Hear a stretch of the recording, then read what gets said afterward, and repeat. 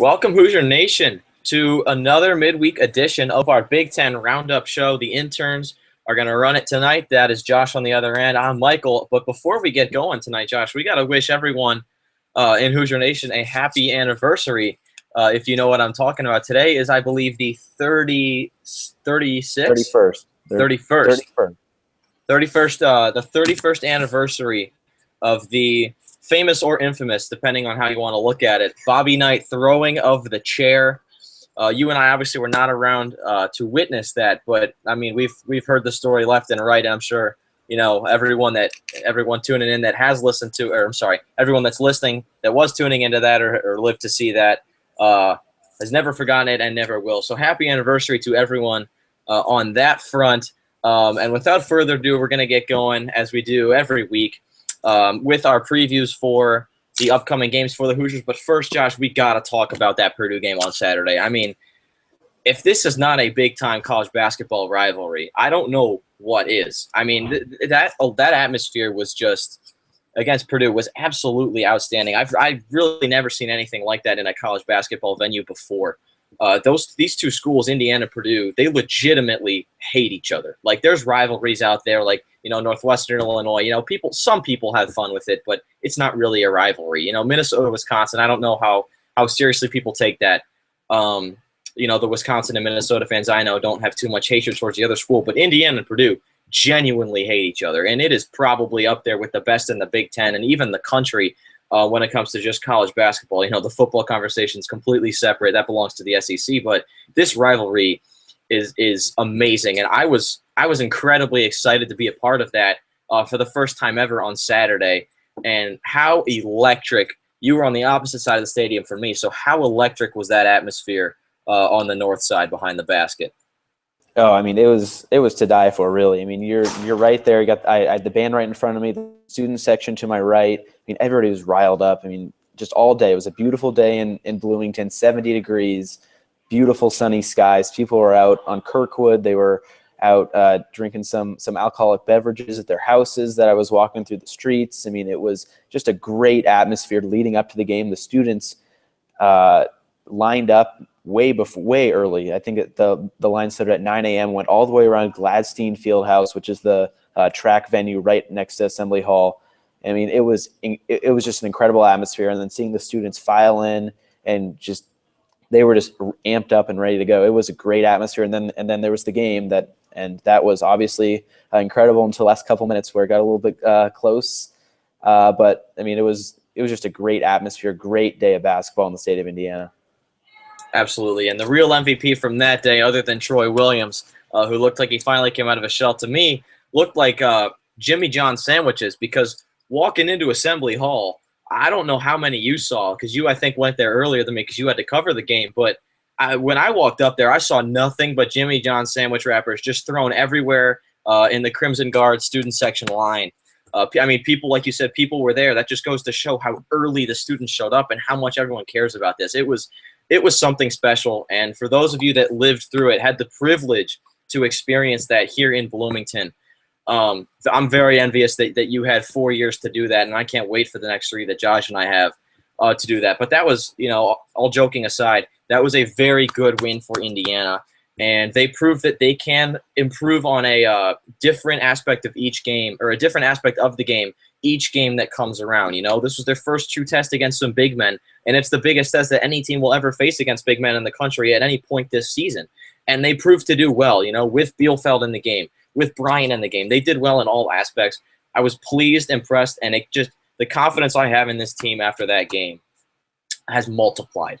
What do you think about that? What do you think about all those points?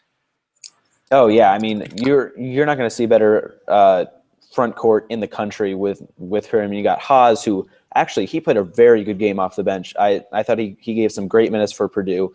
You got Swanigan, who got to the line a bunch of times, just couldn't make his free throws. That was a big down the stretch for Purdue. And then you had Hammonds, who got in foul trouble, which ended up being good for the Hoosiers because you had Bielefeld with 4 fouls. You had Thomas Bryant with a couple of fouls got him early in the second half. The first half, though, Bryant played really good. Just 1 foul there, but I thought it was a great effort from everybody involved. Troy Williams, I mean, 2 straight games of just getting that attacking mindset back.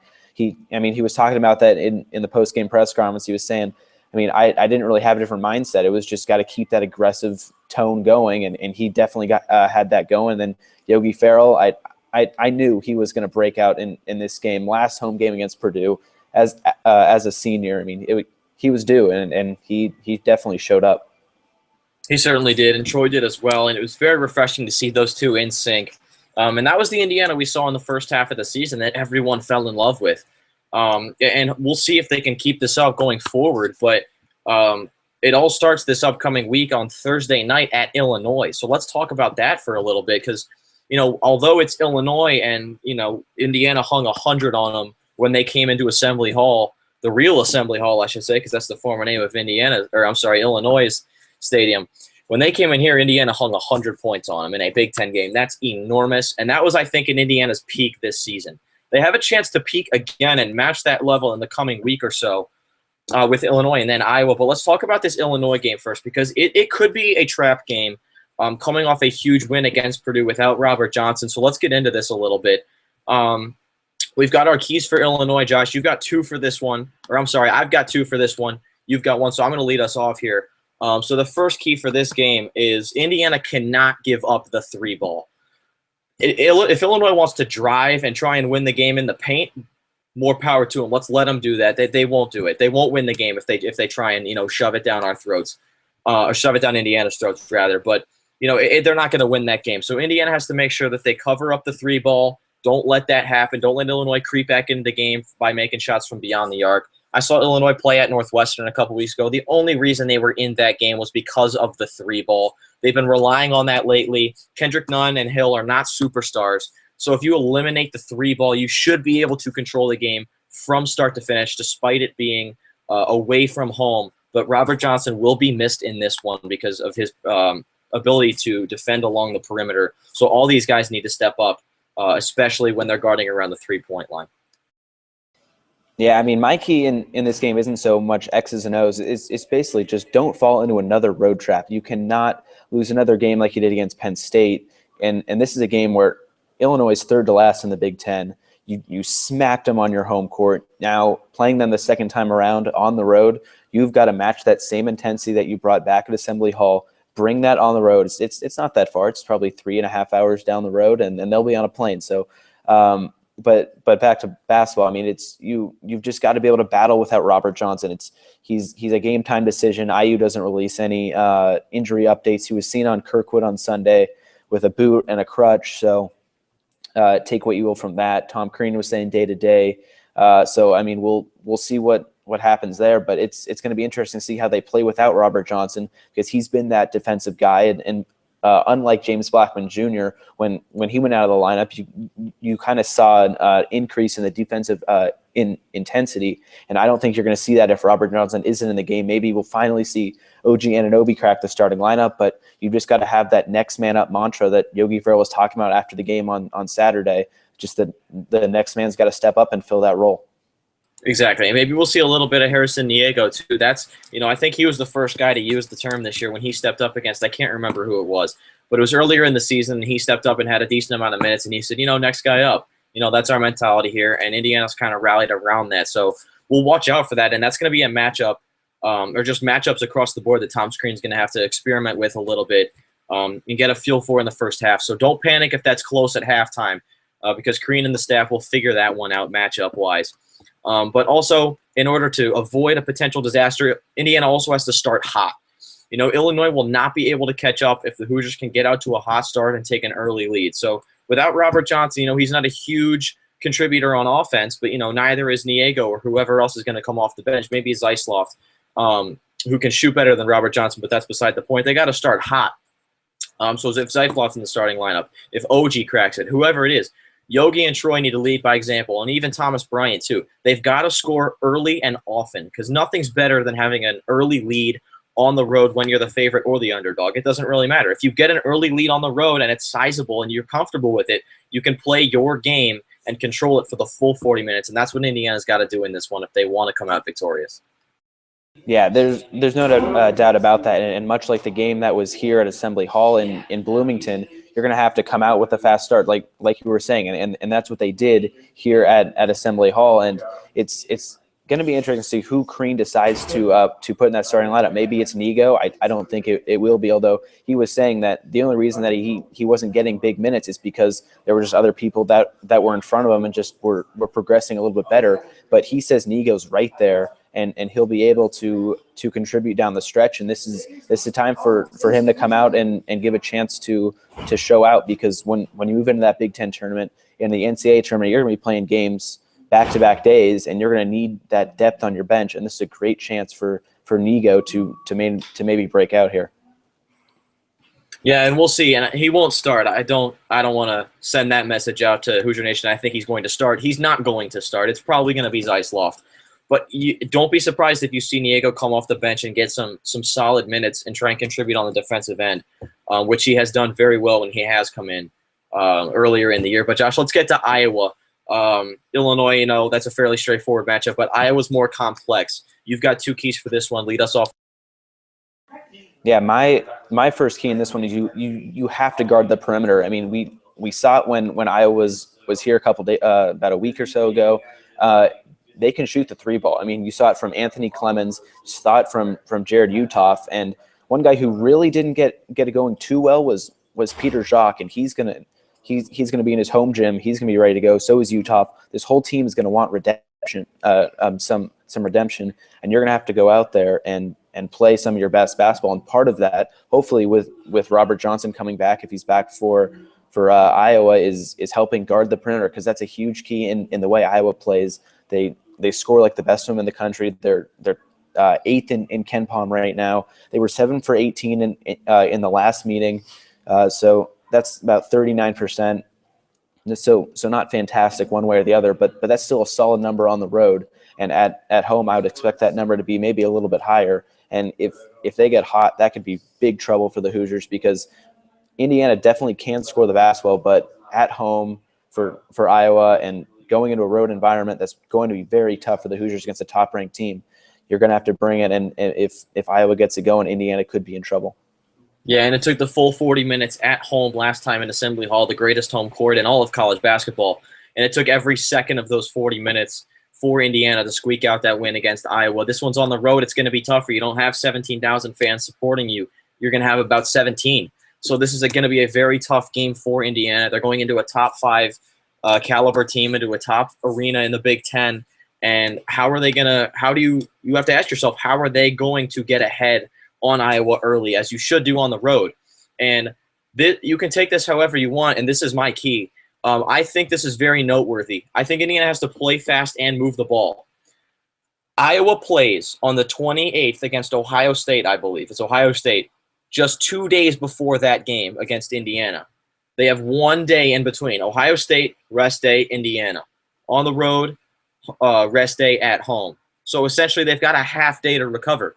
Indiana's got 4 days off. They've got Friday, the weekend, and Monday. That's 4 days right there to rest. So the whole Yogi Ferrell being exhausted excuse won't work anymore. He's going to have to step up. His legs will be well rested. Troy Williams will be well rested. Everyone will be well rested. Robert Johnson should be ready to go, we hope. If not, that's another conversation we will have later.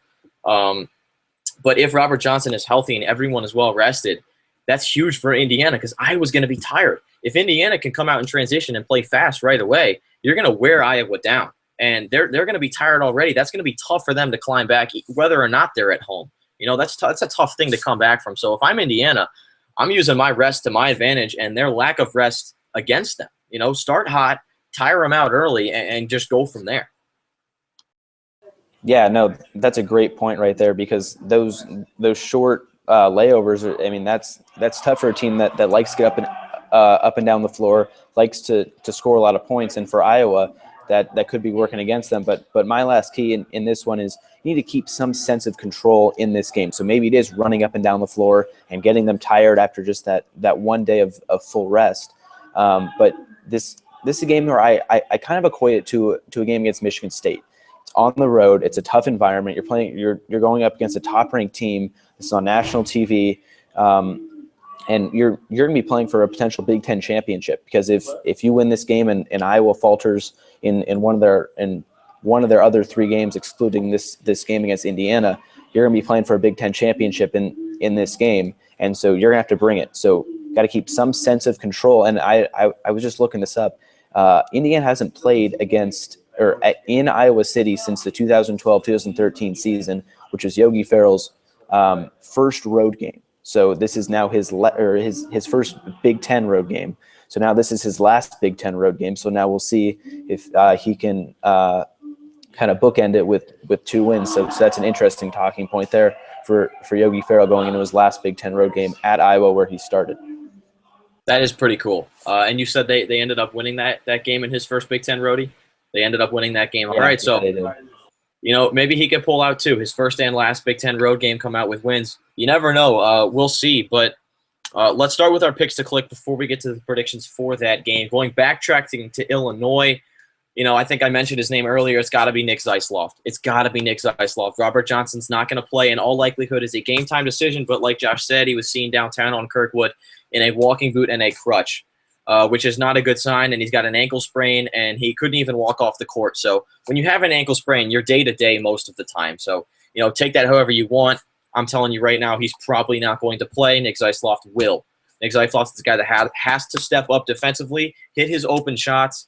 I think he's been shooting up until that Purdue game. For the 4 or 5 games prior, he was shooting about 63%,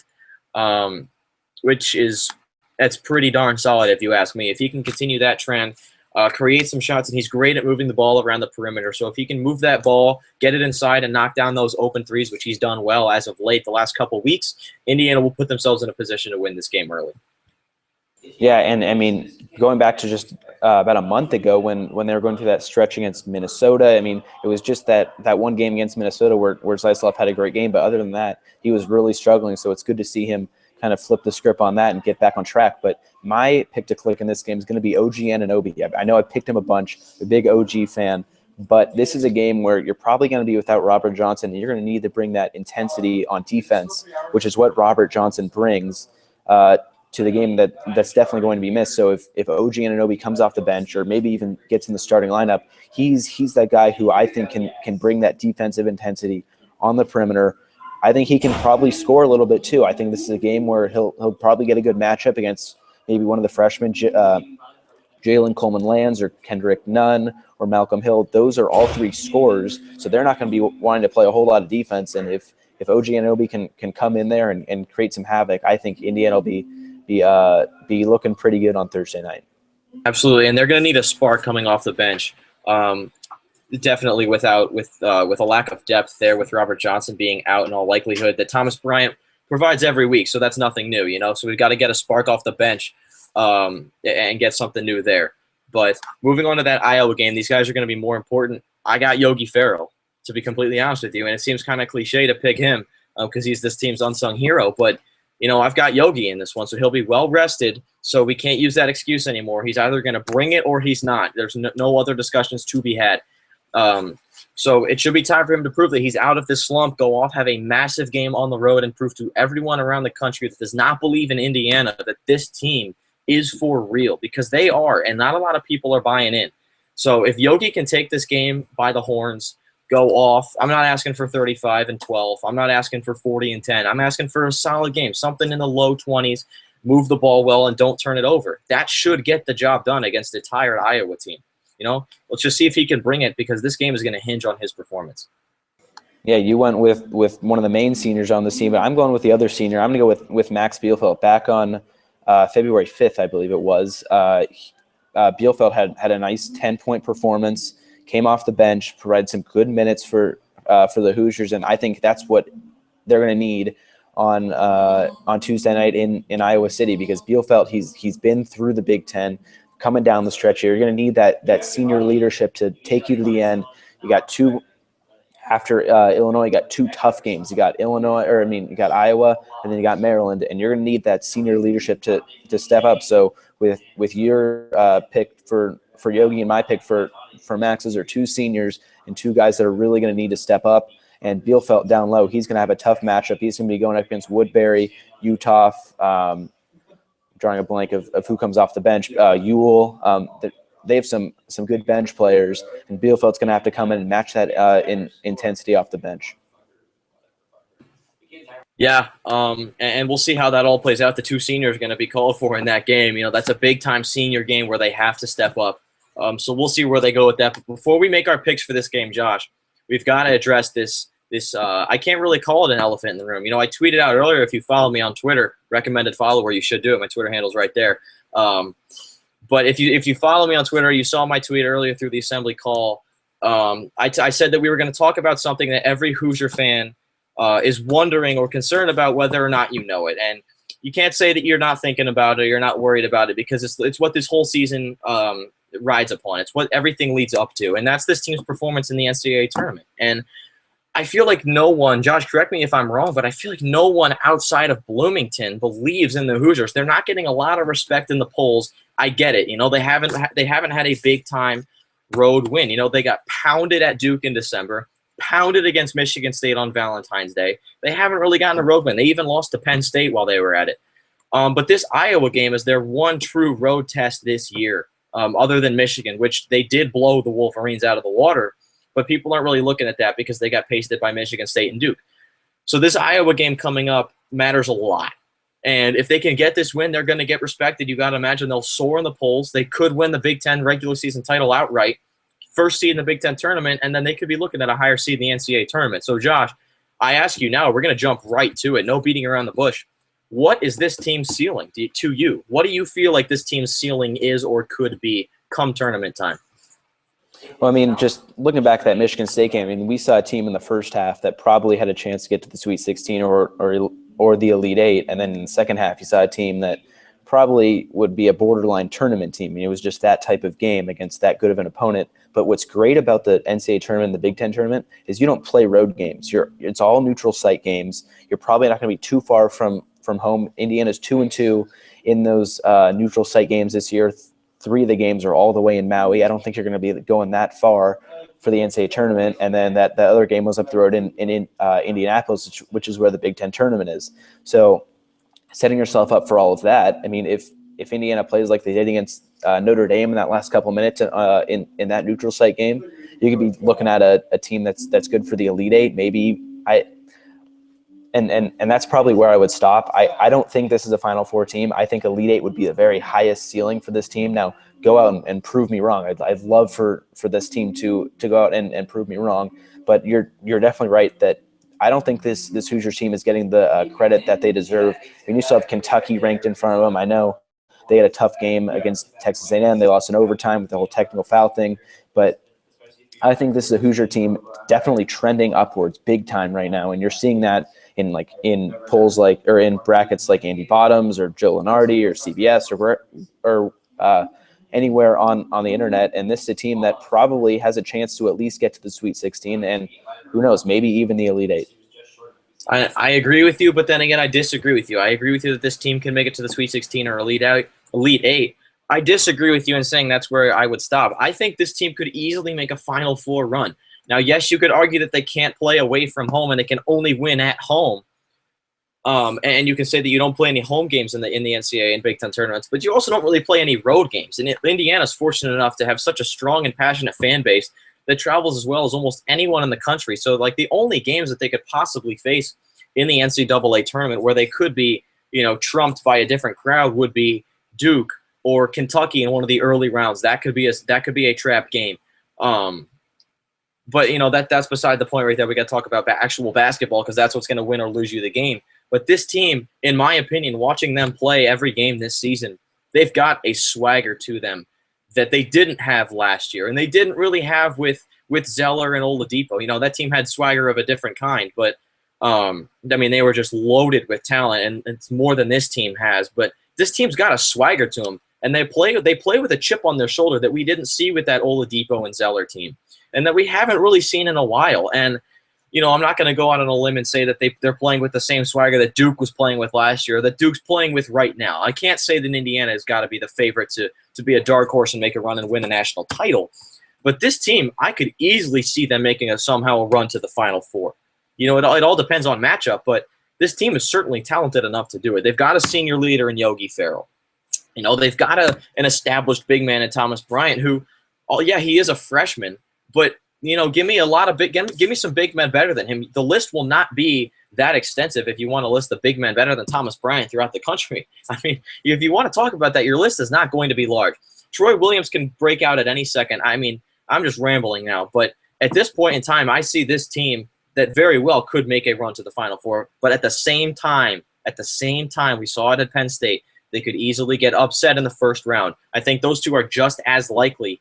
And time will tell how true this team is. And it starts really on Thursday at Illinois, but it really, really matters on Tuesday at Iowa. That game will turn this season around if they can get a win, because that will make everyone around the country say, okay, this team's legit. Yeah, I mean, and back to your point on that chip on your shoulder thing, that those Zeller teams, they all were ranked in the top 10. This team has been battling into the polls, and they're still ranked in the high teens, mid-teens. So, I mean, this is a team that still has a lot to prove in the world of rest of the college basketball world. And so that's kind of where you get that chip on your shoulder, and hopefully they can kind of carry that. I mean, just thinking about the Seahawks, I mean, just because I'm a Seahawks fan, and they've had that chip on their shoulder for so long, and you've seen what they've done. And now with this Hoosiers team, you have that chip on your shoulder. Now go out and kind of prove it.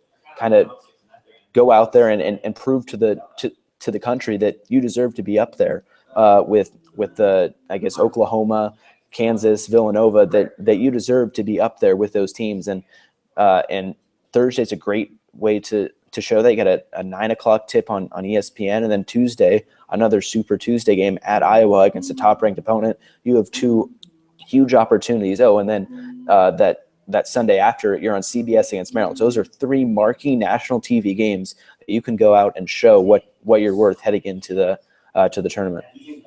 And you talk about teams that succeed in the tournament. Those are teams with great guards and teams that can shoot the three.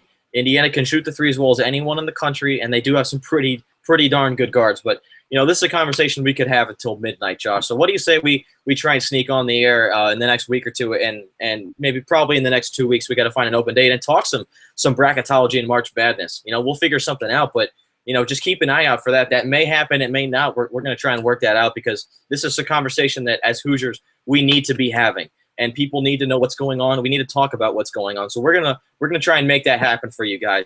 So stay alert and be ready for an email or tweet announcing if that's going to happen. But we got to continue with our regular show, and we got to backtrack and go to our picks for this week. I assume you and I can agree on that Illinois outcome. I have the Indiana Hoosiers winning that one. Josh? Yeah, I got Illinois, and just for some filler, I guess we got Ken Pom numbers. He gives Indiana a 73% chance to win, winning 79-72. So giving a pretty good chance for a victory, but only in the 7-point range. So that'll be interesting to see what happens there. If it's close, if kind of get a comeback at the end, like Michigan, they cut it down at the end. But I definitely have the Hoosiers in this one. Now, I'm assuming you misspoke. You said Illinois at first. You said you have Illinois, but I'm assuming you meant Indiana. Oh, yes. No, I definitely meant Indiana. Okay. Yeah, no. No, you're good. Ken Pom, I've had my fair share of slip-ups. Okay, there we go. We're good. All right. But those are interesting numbers on Ken Pom. 73% chance of win, only 79-72. That doesn't seem very confident. But, we'll see. That's a win. A win's a win, especially in the Big Ten on the road. Now, where Ken Pom is really not confident in Indiana is the next game against Iowa. Those numbers that Josh ever so kindly put up on my screen. 27% chance to win for the Hoosiers at Iowa, predicting an 82-75 loss. Josh, agree or disagree? I think I'm going to agree with Ken Pom on this one. I just don't know if the Hoosiers can keep it rolling on the road. I would just love to see them go in there and get a win, but I'm just having trouble picking Indiana in this one. Iowa's just so good, especially at home. This is a game that kind of both teams need to win. I mean, Iowa, if they want to win the Big Ten outright, they're going to want to win this game. Indiana, if they want to win the Big Ten outright, they're going to have to win this game.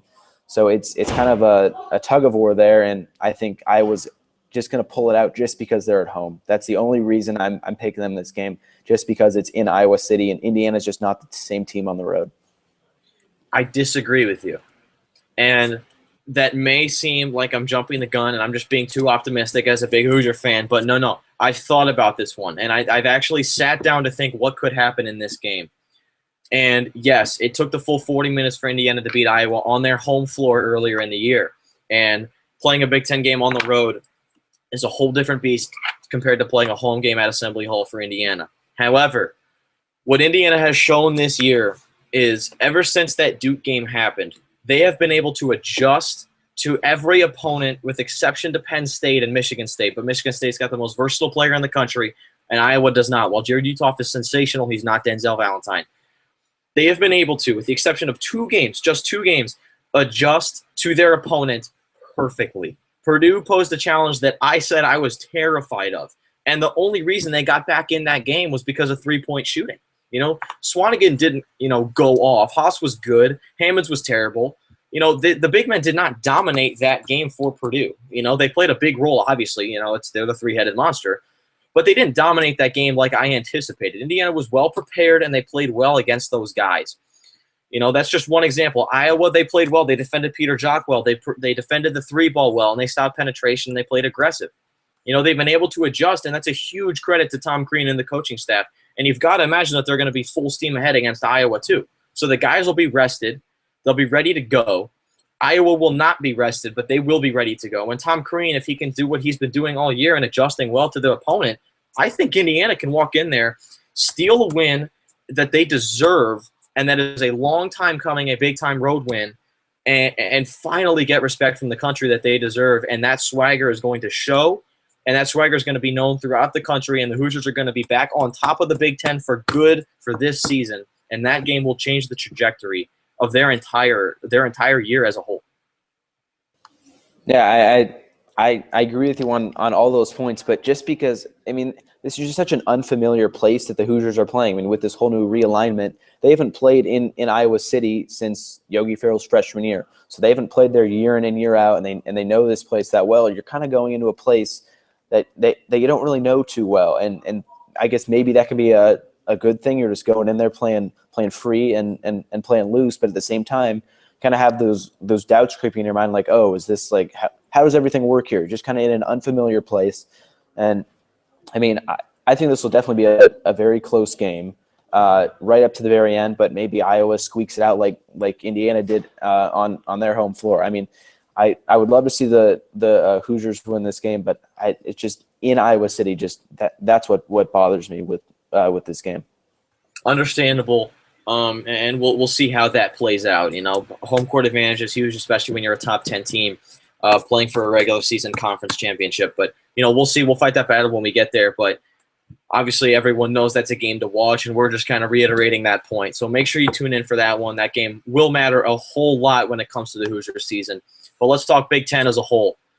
Big Ten matchup I want to talk about, which is also actually, you know what? Let's do this first. The matchup that Josh and I have been talking about all year long, what Josh deemed on Twitter as the toilet bowl of the Big Ten, Minnesota and Rutgers. That is live right now, actually. If you ever want to watch the worst possible big-time college basketball, tune into that one on BTN right now. It's 21-14 Rutgers. And, Josh, this is bad because I have Minnesota winning this game. And then after that, I have them going into Illinois and winning that one, following their big win against Maryland to put them at their 3 wins for the year. So right now I'm in some trouble right now. Minnesota down at home to Rutgers. But, we'll see what that happens. And Rutgers without Corey Sanders, too. Big-time Corey Sanders. So, that's a problem right there for Rutgers, but they seem to be overcoming that. But, all joking aside, the real competitive nature of the Big Ten is going to be shown. I think this weekend when Maryland and Purdue play, that's Saturday, Josh, if I'm not mistaken? Yeah, Saturday, 4 Eastern, ESPN. That'll be one definitely want to tune into in West Lafayette. Big time. Maryland coming off a rough couple weeks. They just lost to Minnesota and then squeaked out a win against Michigan on their home floor the other day. But, they travel to Purdue, and a Purdue team that has not played well late either. I think they've lost 3 of 5. I'm not 100% sure on that. But they're struggling nonetheless. Maryland's not playing their best ball. Melo Trimble, is he the hype? We're not sure. Diamond Stone, is he the freshman of the year? We'll see. But, Maryland at Purdue, I've got Purdue in this one. I think they've got to wake up at some point. They're too talented and they're too well coached. And at some point, they've got to say, okay, this is ridiculous. We are too good for this. As much as it pains me to say, Purdue will upset Maryland and take the Terrapins, I think, out of Big Ten regular season contention with that game. So I like Purdue over Maryland this weekend. Yeah, I mean, that's a great pick. I think Melo Trimble's kind of going through what Yogi Ferrell was going through about just within the past couple weeks. I mean, you just kind of get to this point in the season, and I mean, you're just worn out because you're the leader of your team. Your team needs you night in and night out, and we saw that against Minnesota. He turned it over a bunch, didn't play the best game, and they ended up losing that game.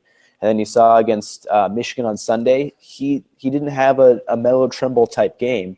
And that's kind of and that can definitely hurt you. And going into Purdue, they're coming off a loss against their in-state rival. They're going to want to get back on track. And this is a game that Purdue needs to win. And I think they are going to get it. I think they're going to beat Maryland at home. It's not going to be easy because just like Purdue, I mean, you got a couple big guys on Maryland. You got Diamond Stone, you got Jake Layman, and you got Robert Carter, and then you got Dodd coming off the bench. I mean, those are all three. I mean, those are three pretty good big guys that Maryland has, and that could mess with Purdue a little bit. But I think Purdue is going to use their size to their advantage. I think their guards play so much better at home, and I think they have a good chance to get a win. All right, so we'll see. And the Big Ten season is going to heat up right now. Iowa, Indiana, Maryland, all on top of the Big Ten, all with a lot to prove this coming week. Josh, your pick for that Rutgers-Minnesota game, I'm assuming you're going with Rutgers sans Corey Sanders? The one going on right now? I was thinking Minnesota in this game, but now since it started, I mean, maybe I'm not going to switch my pick, but Minnesota at home. Rutgers doesn't have Corey Sanders, and they're coming off a big win against Maryland, so I guess we'll see what happens there. Yes, we certainly will. But that just about does it for us. Hope we gave you some much-needed Hoosier basketball talk in a couple days of dormant activity for the Hoosiers. Once again, Illinois coming up on the road Thursday night, and then Tuesday at Iowa, perhaps the Hoosiers' biggest test and biggest game of the entire year. They got to go on the road against a top 10 opponent. Let's hope they can sneak out that win. Same deal on Thursday. Guys, we'll have the post-game show. Not sure if there will be a halftime report. But there will be a post-game show as usual for that one. So we'll see you then. And until then, go Hoosiers. Everyone have a great week.